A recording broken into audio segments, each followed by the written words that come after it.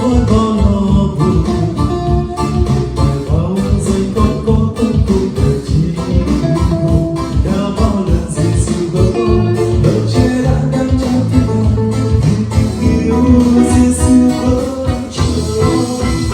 Giờ này đây tôi đã tin Chúa Giêsu rồi.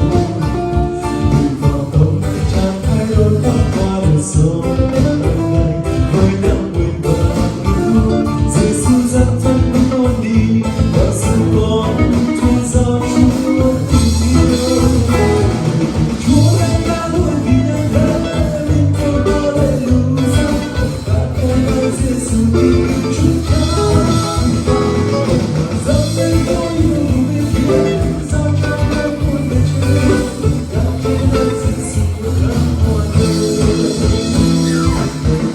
Đời con sống với bao lo buồn, đời bao giây tóc con cuộc đời chỉ không.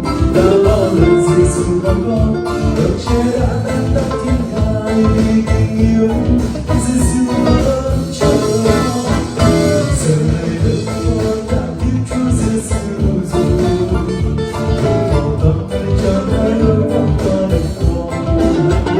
Người đã vượt qua Giêsu dẫn dắt con đi và giúp con tự do Chúa tình yêu. Chúa đã bao vì nhân thế vì con Hallelujah. Các kẻ đau Giêsu thì Chúa Cha. Dẫm lên con yêu vì nhân thế dẫm cho con một người chơi. Các kẻ đau Giêsu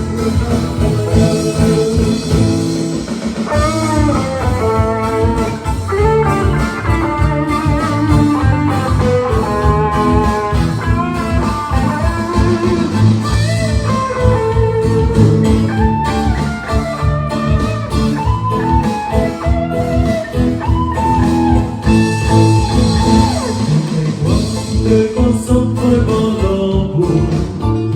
Nhiều ngày bao giây con trong cuộc đời chỉ buồn. Đã bao lần Giêsu qua con đời che đã có thiên thai vì tình yêu Giêsu vẫn chờ. Giờ này đây mà con đã tin Chúa Giêsu rồi. Người có tâm thì chẳng ai đối mặt qua đời con. Hàng ngày với nắng nguyện và lòng yêu thương Giêsu dẫn bước con đi và giúp con truyền Chúa tình yêu.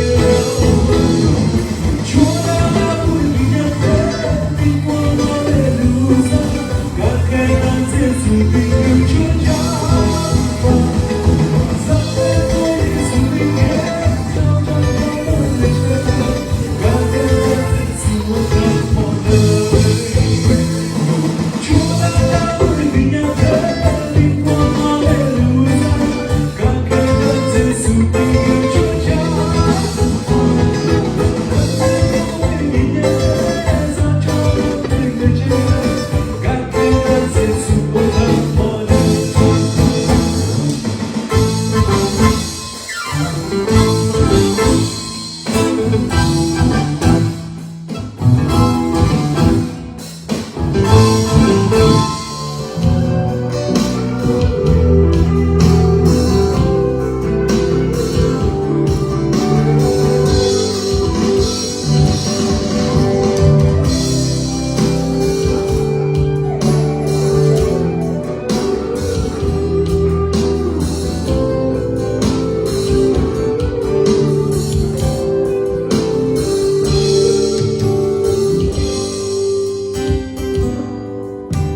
Chúa yêu Ngài hơn cả mọi điều và có nghĩa gì thế giới kia là chi. Chúa con nguyện yêu Cha hết lòng, sẽ không bao giờ để mất Ngài, sẽ không bao giờ xa rời Ngài. Tình yêu Cha quá lớn, lớn hơn cả một thiên đàng. Lòng thương xót cứu Chúa thấm sâu nơi biển đông.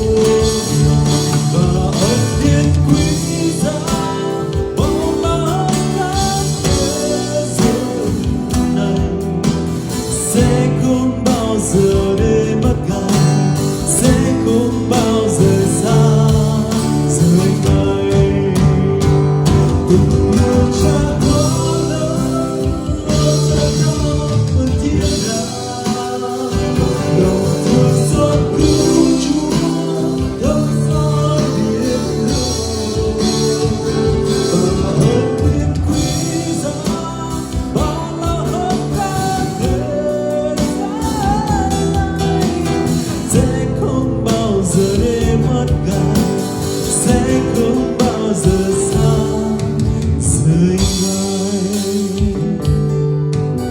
sẽ không bao giờ đi bất ngờ, sẽ không bao giờ xa rời